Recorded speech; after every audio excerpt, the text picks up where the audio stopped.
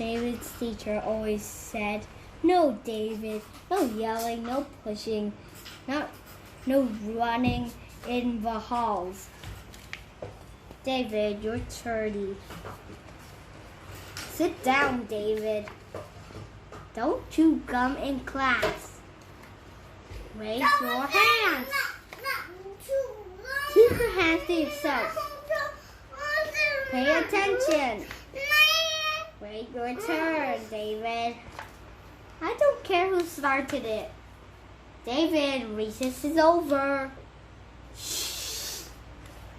Again? That's it, mister. You're staying after school. Woo! David, have you finished? Good job, David. Yes, David. You can go.